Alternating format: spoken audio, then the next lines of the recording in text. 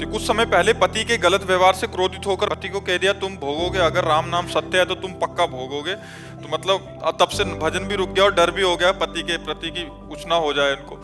हाँ नहीं, ऐसा नहीं कहना चाहिए, क्योंकि तुम्हारे राम तुम्हारे पति हैं। पहले तुम ही गलत हो, अपने राम को गलत साबित कर रहे हो। पति मेरे लिए भगवान होना चाहिए, पत्नी मेरे लिए अर्धांग होना चाहिए, तभी गृहस्थी चलती है। अब पति को अगर तुम भगवत भाव से नहीं देखोगे या पत्नी को आप अर्धांग भाव से नहीं देखोगे तो फिर परस्पर बैर हो जाएगा, फिर ठीक नहीं रहेगा।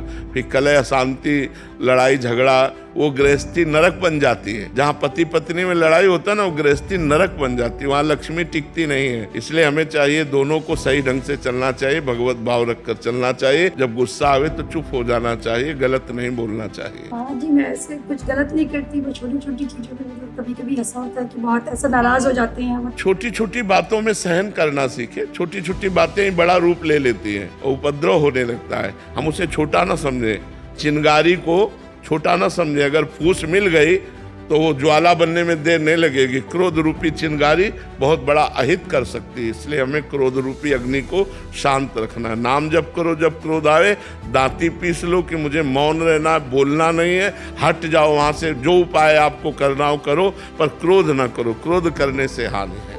लगता है कब तक सहें, मतलब गलत नहीं है तो फिर भी बार नाम जप करोगे तो ये भी बात खत्म हो जाएगी। कब तक सहूं? हंस के, उनका स्वभाव ऐसा है, उनका स्वभाव ऐसा है, भगवान ने उनको स्वभाव ऐसा दिया है, ऐसी भावना करके शांत हो जाना चाहिए। हम सत्संग सुनते हैं, हम भजन करते हैं तो हमको शांत हो जाना चाहिए। वो सत्संग नहीं सुनते, भजन नहीं करते तो उनका ऐसा स्वभाव है, ऐसे चलना चाहिए। बहुत प्यार भरा जीवन व्यतीत करना चाहिए।